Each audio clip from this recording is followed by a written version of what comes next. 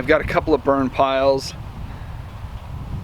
that we've got around the property that we've kind of consolidated all the slash, and I lit one of them thinking, hey, it's cold, it's wet, it'll be fine. It wasn't fine. So we had that fire get away from us a little bit.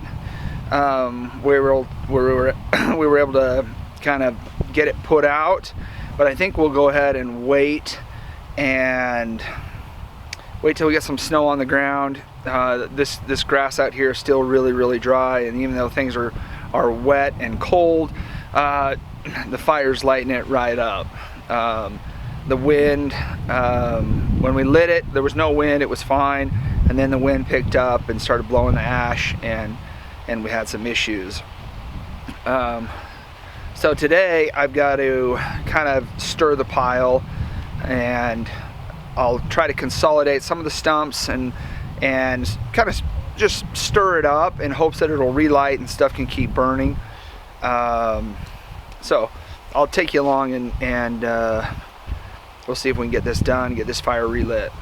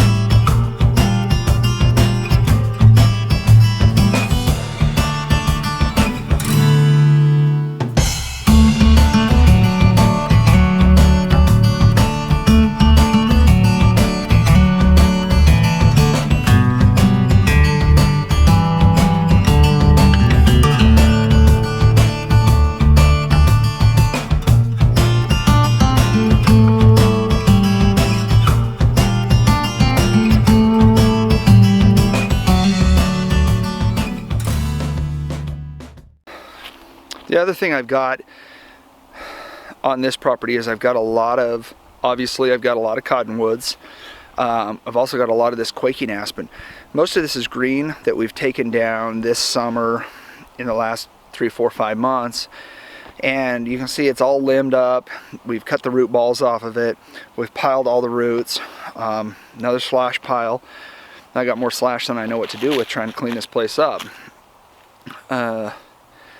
But my hope is that if I leave these logs here, that they'll dry out, and hopefully before they get to a point where they're punky or spongy, that the locals will come along and pick them up, firewood, whatever. So if you're in North Idaho, and maybe it's not this season but next or whatever, we've got a ton of this stuff, and I would love to see it go to a good home.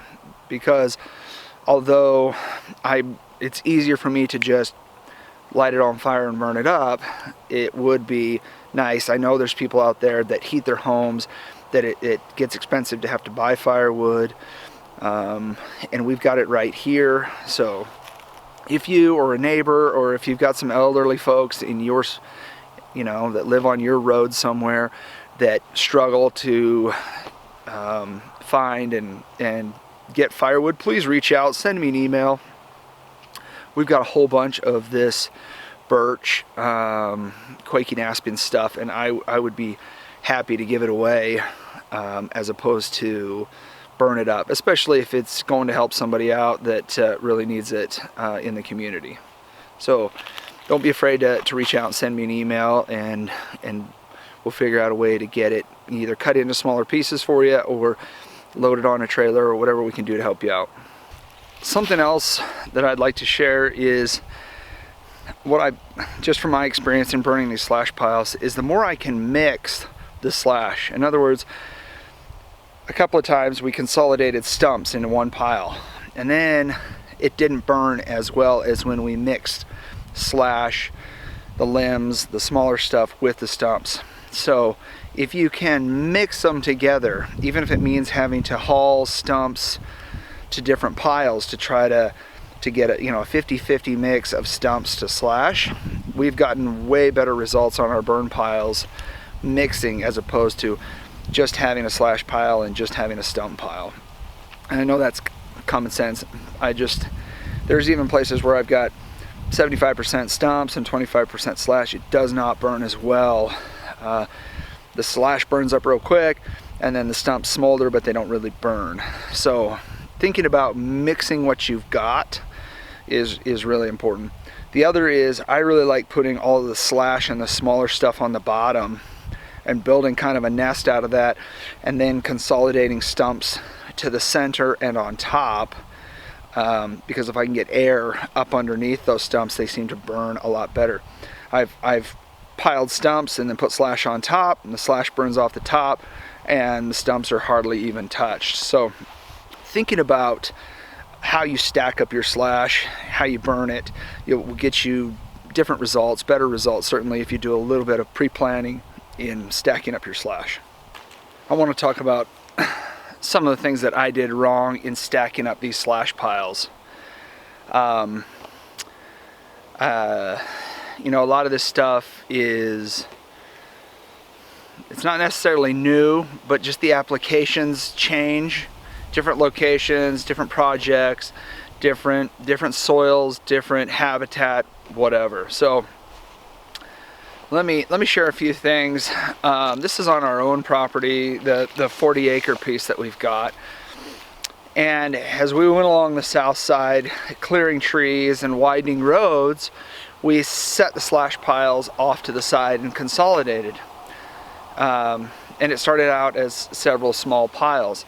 And then as we've cleaned up around the edge of the roads and cleaning up lots, it seems like as the summer has gone along that those piles have collected more and more slash, whether it's stumps or down trees or brush or whatever it might be, and the piles have grown.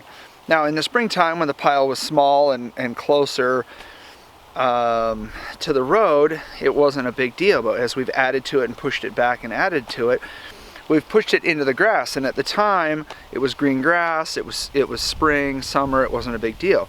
Well, here it is fall, and I would like to be able to clean them up. I'd like to be able to burn, and now I'm going to have a massive burn pile, which means leaving a lot of charcoal and quite a big mess in this particular area. So something to consider is, how big do I want my pile to get? How close am I to the trees and other things that might be affected by the massive heat of that fire? How big of a pile of coals do I want? Do I want something I can really disperse and spread out and clean up? Or do I want a mountain that I'm going to have to load up in a dump truck and haul away and spread out somewhere else? And what are some of the surrounding vegetation that might be an issue with the fire down the road? I'm concerned that I might light this fire in the wintertime, and this fire will burn underneath the snow in the grass, and I may have smoldering going on under there, or something along those lines. So it's kind of a concern. Now, I tried one of these piles. I had lots of dirt around it. I had lots of space. I wasn't close to anything. I lit it up, and sure enough, the wind picked up, and I had a few embers that floated up and then dropped in the grass and then lit spot fires.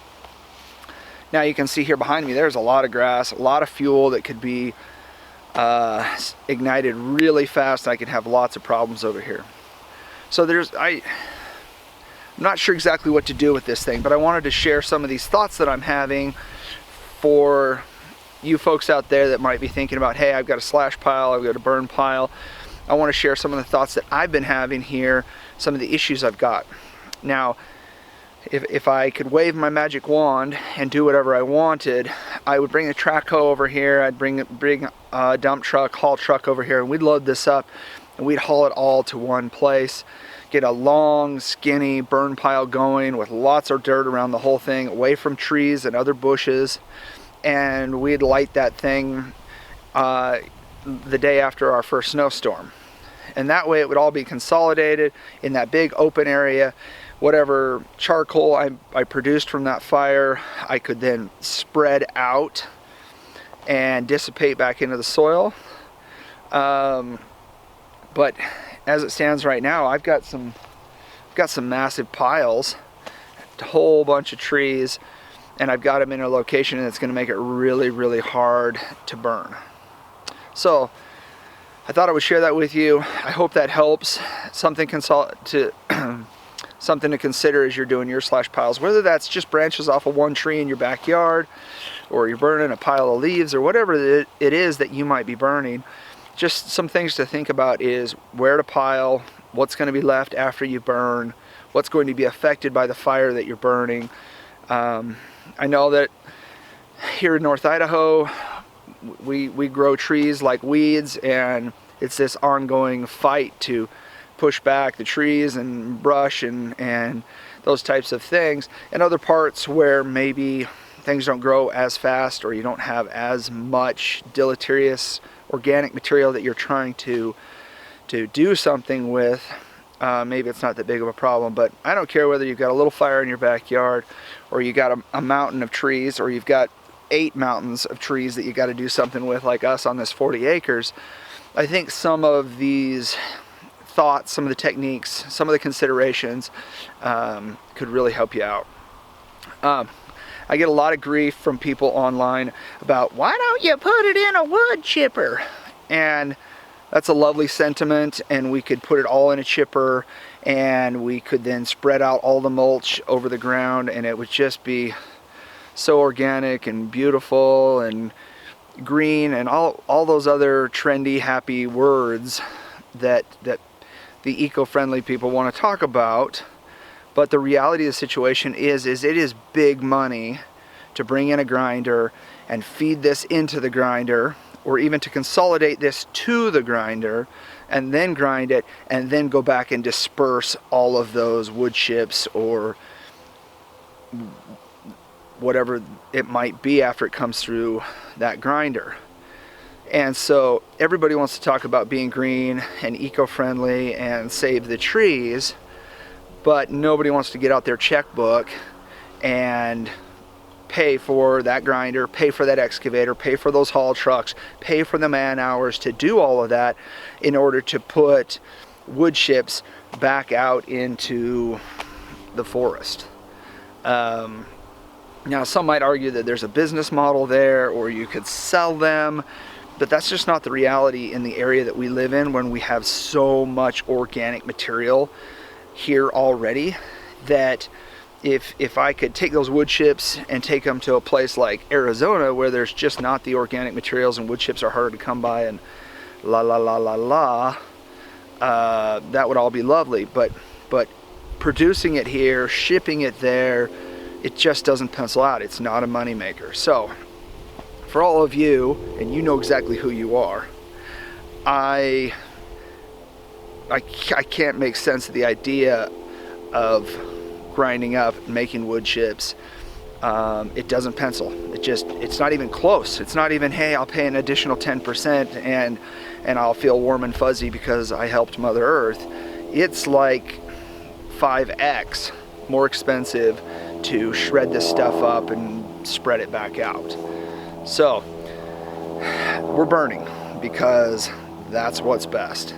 And there are some benefits to putting the charcoal back in the soil. If you can do it not in bulk, not in massive amounts, but if you can spread it out and till it in, it brings the grass back greener the next year. It's good for the soil. So I'll be excited to see down in the comments what people have to say about burning it versus chipping it.